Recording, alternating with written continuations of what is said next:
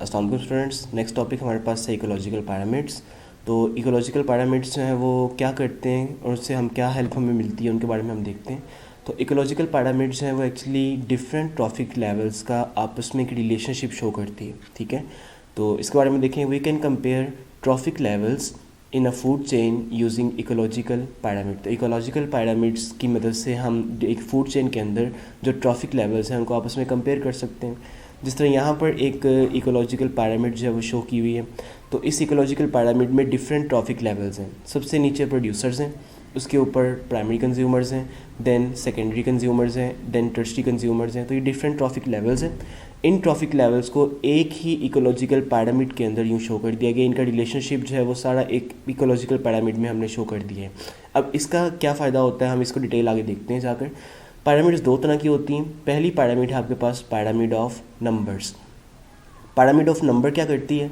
Number of organisms present in each trophic level. तो pyramid of number ये ऐसी pyramid जो हम नंबर की बेस पर बनाएंगे वो क्या शो करेगी? वो ऑर्गेनिजम्स का नंबर शो करेगी कि किसी भी ट्रॉफिक लेवल के अंदर ऑर्गेनिज्म का नंबर कितना है। ठीक है, फॉर एग्जांपल हम देखते हैं कि सबसे ऊपर जो है वो टर्शरी कंज्यूमर हाक है, तो हाक का नंबर कितना है, फिर स्नैक्स का नंबर कितना है, फिर जो रैबिट्स हैं उनका नंबर कितना है, इसी तरह जो प्रोड्यूसर्स हैं उनका नंबर कितना है।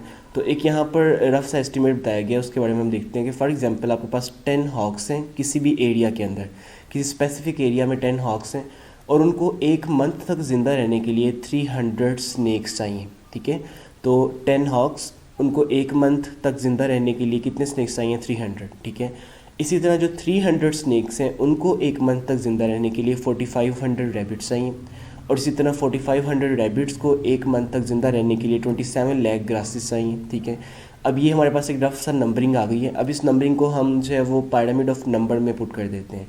तो सबसे नीचे आपके पास आएंगे प्रोड्यूसर, जो क्या है? ग्रासेस। अब देखिए ग्रासेस का नंबर सबसे ज़्यादा है, तो जो पैरामिड है उसकी जो बॉटम साइड होगी वो सबसे ज़्यादा ब्रॉड होगी। ठीक है, ये सबसे ज़्यादा ब्रॉड होगी, ये वाला हिस्सा। उसके ऊपर आपके पास आ जाते हैं 4500 रैबिट्स, तो इनका नंबर कम है ज़रा, तो ये जो है वो पैरामिड ऊपर की तरफ से ज़रा नैरो होती जाएगी। ठीक है, फिर उसके बाद स्नैक्स आते हैं। स्नैक्स 300 हैं, तो जो पैरामिड है वो मज़ीद नैरो हो जाएगी।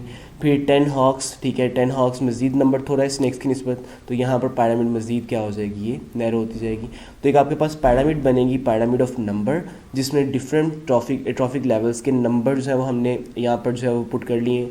और जो ये पैरामिड बनेगी ये नीचे से ब्रॉड होगी और ऊपर से क्या होगी? नैरो होगी। तो यूँ हम एक पैरामिड शो कर सकते हैं। ठीक है, जिसमें डिफरेंट ट्रॉफिक लेवल्स के नंबर के लिहाज से हमने जो है पैरामिड बनाई है। इसी तरह सेकंड आपके पास पैरामिड आती है पैरामिड ऑफ बायोमास। बायोमास के लिहाज से भी हम पैरामिड बना सकते हैं। ठीक है, अब बायोमास क्या होता है? बायोमास हम लेते हैं ड्राई मास ऑफ ऑर्गेनिज्म, ठीक है, जिसको हम स्टैंडिंग मास भी कहते हैं।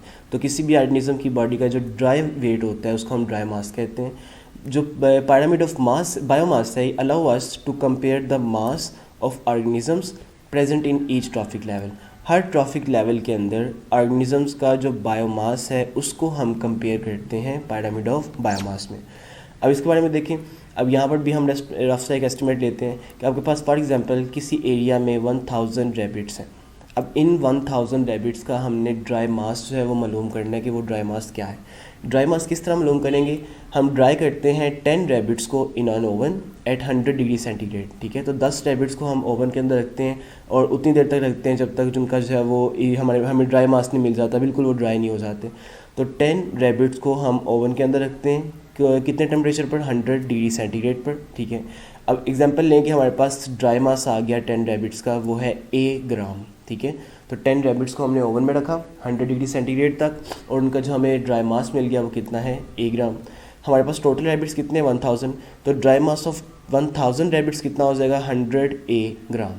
तो 10 रैबिट्स का A ग्राम था, 1000 रैबिट्स का 100 A ग्राम हो गया। ठीक है, इसी तरह बाकी जितने हमारे पास हॉक है, स्नेक है, प्लांट है, इनको भी हम इसी प्रोसीजर से फॉलो करते हुए इनका ड्राई मास निकालेंगे और ड्राई मास निकालने के बाद हम उनका फिर पैरामिड जो है वो कंस्ट्रक्ट करेंगे। अब देखें कि हमारे पास ग्रासेस बहुत ज़्यादा है तो इनका ड्राई मास भी क्या होगा?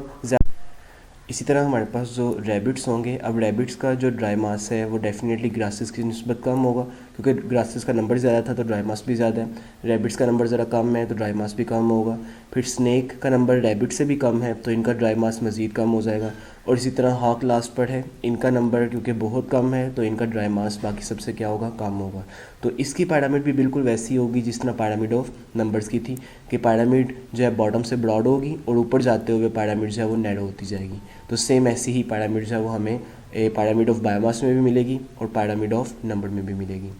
फर्दर हम इनका कंपैरिजन देखेंगे कि इनके अंदर जो पैरामिड्स हैं बायोमास के अंदर या नंबर के अंदर वो किस तरह की हो सकती हैं, और ये कंपैरिजन जो है वो हम नेक्स्ट लेक्चर में जो है इंशाल्लाह करेंगे। तो अभी तक सिर्फ यही हमने करना है कि पैरामिड जो हैं वो दो तरह की, इकोलॉजिकल पैरामिड्स क्या होती हैं।